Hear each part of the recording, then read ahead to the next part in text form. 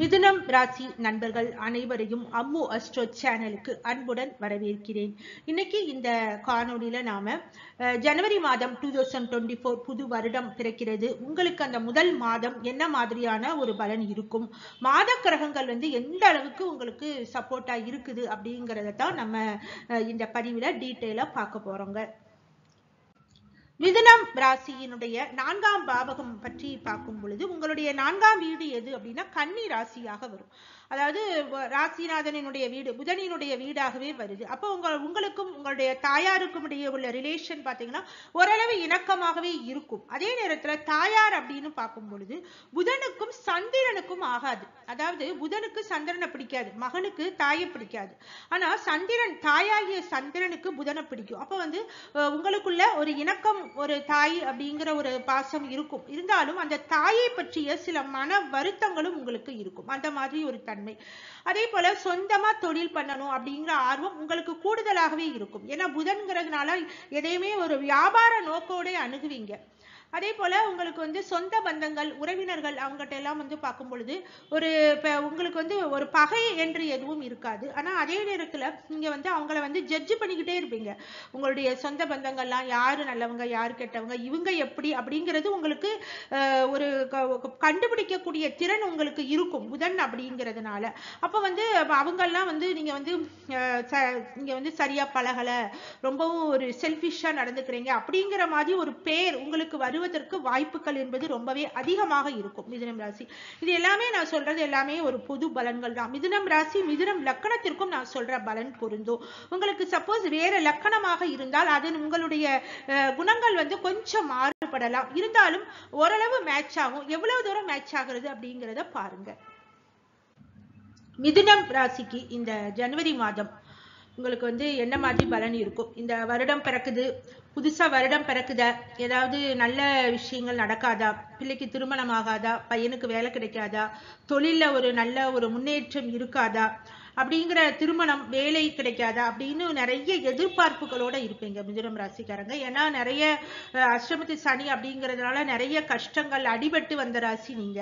அப்ப உங்களுக்கு இந்த வருடத்தினுடைய தொடக்கம் அப்படின்னு பாத்தீங்கன்னா ராசிநாதன் புதன் 7ல இருந்து ராசியே பார்வை செய்வார். அப்ப ஓரளவு மனதுல ஒரு தைரியத்தோடு ஒரு தன்னம்பிக்கையோட இருப்பீங்க.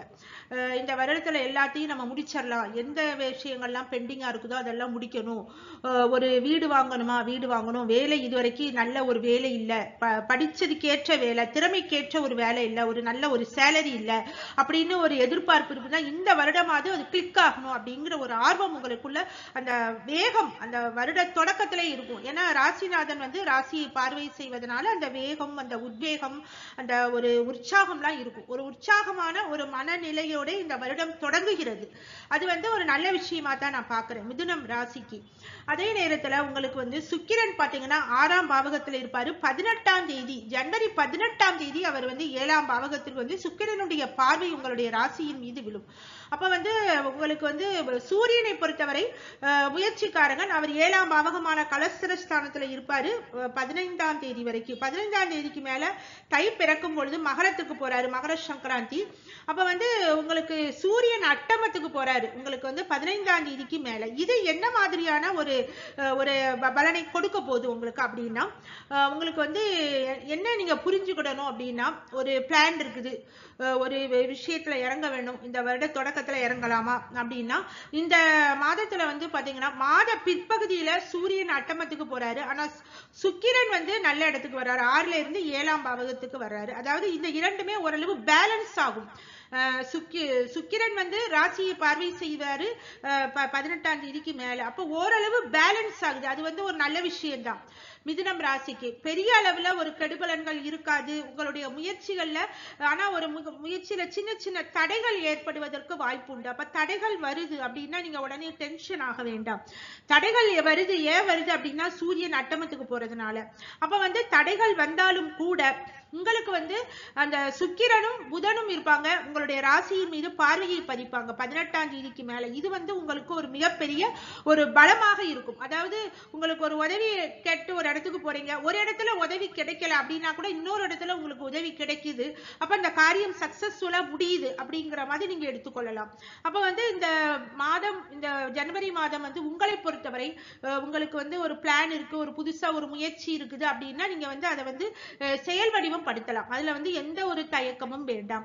அதே போல உங்களுக்கு வருட கிரகங்கள் உங்களுக்கு பலமா இருக்குது. அதாவது சனி 9ஆம் பாவகத்துல இருக்கிறாரு, ராகு கேது பாத்தீங்கன்னா 10-4, குரு 11ல, மிகப்பெரிய ஒரு நல்ல ஒரு அமைப்பு. அப்ப வருட கிரகங்கள் உங்களுக்கு முழுக்க முழுக்க ஒரு சப்போர்ட்டான ஒரு அமைப்புல இருக்குது. மாத கிரகங்கள் கொஞ்சம் அப்படி இப்படின்னு இருந்தாலும் கூட உங்களுக்கு அது வந்து ஓரளவு பேலன்ஸ் ஆகிவிடும். அப்ப வந்து மிதுனம் ராசியை பொறுத்தவரை இந்த மாத தொடக்கம் என்பது உங்களுக்கு பின்னால வரக்கூடிய நல்ல விஷயங்களுக்கெல்லாம் ஒரு அச்சாரம் போடுற மாதிரி ஒரு நல்ல ஒரு துவக்கமாக கண்டிப்பாக இருக்கும். ஆனா அதே நேரத்துல உங்களுடைய ஃபோக்கஸ், கவனம் நன்றாக இருக்கும், ஃபோக்கஸ் நன்றாகத்தான் இருக்குது. ஆனா ஒரு விஷயங்கள்ல இறங்கும் பொழுது எமோஷனலா ஒரு முடிவு எடுக்காதீங்க. எமோஷனலா முடிவெடுக்காம எது வந்து கரெக்டான ஒரு முடிவு அப்படிங்கிறத ஒரு யோசிச்சு எடுக்கணும். நீங்க எமோஷனலா எடுத்தீங்கன்னா அது வந்து ஒரு தப்பான ஒரு ரிசல்ட்டை தருவதற்கு வாய்ப்புகள் என்பது அதிகம். பொதுவா மிதுனம் ராசி என்றாலே உங்களுக்கு ஈகோ அதிகமாக இருக்கும், ஒரு பிடிவாத குணம். நீங்க சொன்னதுதான் கரெக்ட் அப்படின்னு உங்களுடைய கொள்கையில அப்படியே நிப்பீங்க. அது அப்படி இல்லாம கொஞ்சம் கொள்கையை கொஞ்சம் தளர்த்தி கொள்வது தப்பு கிடையாது. நீங்க உங்களுக்கு நல்லது நடக்க போகுது, நல்லது நடக்கணும் அப்படின்னா நீங்க சில விஷயங்களை விட்டு கொடுத்து அனுசரித்து போவதனால எதுவும் குறைந்து விட போவதில்லை. அந்த அடிப்படையில இந்த மாதத்துல நிறைய இடங்கள்ல வந்து நீங்க கொஞ்சம் விட்டு கொடுத்து போனீங்கன்னா, அனுசரிச்சு போனீங்கன்னா ஒரு நல்ல ஒரு வளர்ச்சி தெரியுது. அப்ப வந்து அந்த இடத்துல மிதுனம் ராசிக்காரங்க அந்த விஷயத்தை கொஞ்சம் நோட் பண்ணிக்கோங்க. சில விஷயங்கள் பிறவி குணத்தை வந்து மாற்றவே முடியாது. ஒருத்தருடைய பிறவி குணம் அப்படியே தான் இருக்கும். அவங்க எந்த வயது ஆனாலும் சரி, 50, 60, 70ன்னு எந்த வயதை கடந்தாலும் சரி, அந்த அவங்களுடைய பிறவி குணம் அப்படியே தான் இருக்கும், மாறவே போவதில்லை. ஆனா வந்து ஒரு விஷயங்களுக்கு ஏற்ற மாதிரி அந்த இடங்களுக்கு, சூழ்நிலைக்கு தகுந்த மாதிரி கொஞ்சம் உங்களை வந்து மாற்றிக்கொண்டீங்கன்னா கொஞ்சம் பிரச்சனைகள் இல்லாம, பிரச்சனைகள் வந்து பெரிதாகாம கொஞ்சம் உங்களை நீங்களே காப்பாற்றிக் கொள்ளலாம். அப்ப வந்து மிதுனம் ராசிக்காரங்க அந்த இடத்துல கொஞ்சம் பிடிவாத குணத்தை விட்டு கொடுக்கணும். சொந்த பந்தங்களிடையே உங்களுக்கு வந்து நிறைய மன வருத்தங்கள் இருந்தாலும் கூட அதை வந்து நீங்க வெளிப்படுத்தக்கூடாது, மனசுக்குள்ள வச்சுக்கலாம். யாராரு எப்படி, இவங்க இப்படிப்பட்டவங்க, ஓகே, நமக்கு நல்லது நடக்கும் பொழுது யாரெல்லாம் இருக்காங்க, கெட்டது நடக்கும்போது யாரெல்லாம் சப்போர்ட்டா இருக்கிறாங்க அப்படிங்கிறத நீங்க வந்து மனதால ஒரு நோட் பண்ணி வச்சுக்கோங்க. அதை வந்து நீங்க வெளியப்படுத்த வேண்டும் என்ற அவசியம் இல்லை. நீங்க வெளிப்படுத்தும் போதுதான் நாங்க வந்து பகை வருகிறது உறவுகளிடையே.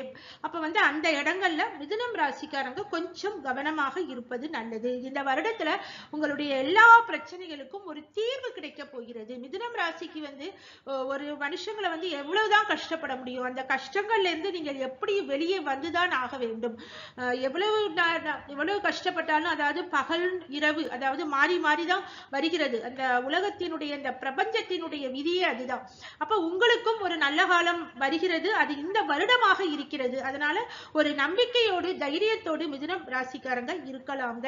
இந்த வருடத்துல வந்து, இந்த மாதத்துல வந்து பாத்தீங்கன்னா மாணவ மணிகளை பொறுத்தவரை உங்களுக்கு பரவாயில்ல. சூரியன் புத ஆதித்ய யோகம் மாத தொடக்கத்துல இருக்கும். அதன் பிறகு புதன் சுக்கிரன்.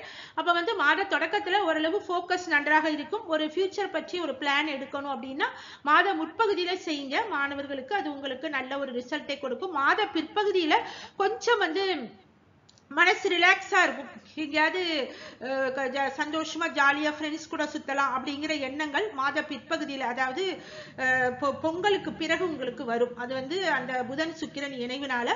அப்ப வந்து எதிர்ப்பாளரிடம் அதிகமான ஒரு ஈர்ப்பு வரும். அந்த இடத்துல கொஞ்சம் உங்க லிமிட்டை புரிஞ்சுக்கிட்டு நடங்க. மாணவ மணிகள் ஃப்ரெண்ட்ஸா இருங்க, தப்பு கிடையாது. ஆனா உங்களுடைய ஃபோக்கஸ் உங்களுடைய கல்வியில, படிப்புல மட்டும் இருப்பது நல்லதுங்க. அடுத்து வந்து பெண்களை பொறுத்தவரை, மிதுனம் ராசி பெண்களை பொறுத்தவரை பிள்ளைகள் நிறைய மனவேதனைகளை வந்து இந்த அனுபவிக்கக்கூடிய ஒரு அமைப்பாகத்தான் ரொம்ப நாளாவே இருக்குது மிதுனம் ராசிக்கு. பிள்ளைகள் சைடு வந்து நல்லா இல்லை. மிதுனம் ராசிக்காரங்க எல்லோருமே அது வந்து உங்களுக்கே புரியும். இப்போ இந்த மாத தொடக்கத்துல வந்து கொஞ்சம் உங்களுக்குள்ள ஒரு மிஸ் அண்டர்ஸ்டாண்டிங், ஒரு சின்ன சண்டைகள்லாம் வருவதற்கு வாய்ப்புகள் உண்டு. அதன் பிறகு கொஞ்சம் நிவர்த்தி ஆகும். அதாவது 18ஆம் தேதிக்கு பிறகு பிள்ளைகளுக்கும் உங்களுக்கும் இடையே ஒரு நல்ல ஒரு அண்டர்ஸ்டாண்டிங் வரும். மாதம் முற்பகுதியில பாத்தீங்கன்னா சுக்கிரனே உங்களுடைய புத்திரக்காரனாக இருந்து அவர் 6ஆம் பாவகத்துல இருப்பாரு. அதே போல பிள்ளைகள்கிட்ட வந்து உங்களுக்கு மனஸ்தாபம் வரும், இல்லைன்னா பிள்ளைகளுக்கு ஏதாவது சின்னதா ஒரு ஹெல்த் இஷ்யூஸ் வரலாம். அப்ப அதன் மூலமாக நீங்கள் பிள்ளைகளை பொறுத்து கொஞ்சம் ஒரு மன வருத்தம் அடைகிற மாதிரி இருக்கும். இருந்தாலும் பெருசா பாதிப்பு எதுவும் இருக்காதுங்க. நீங்க வந்து பயப்பட வேண்டாம். ஒரு சின்ன சின்ன உடல் பிரச்சனைகள் வருவதற்கு வாய்ப்புகள் இருக்குது. கண்டிப்பா வரும்னு நான் சொல்லல. வந்துச்சுன்னா அதை ஒரு சின்னதா இருக்கும்போது, ஒரு சின்னதா ஃபீவரிஷ் இருக்குது, சளி இருக்கிற மாதிரி இருக்கு, ஜலதோஷம் இருக்கிற மாதிரி இருக்குன்னா டக்குன்னு அதற்கான ஒரு மெடிசின் வந்து நீங்க மேற்கொண்டீங்கன்னா பெரிய அளவுல தொந்தரவுகள் இருக்காதுங்க. பிள்ளைகள் விஷயத்துல ஓரளவு ரிலாக்ஸ் ஆகக்கூடிய டைம்னு பாத்தீங்கன்னா தை பிறக்கும் போதுதான்.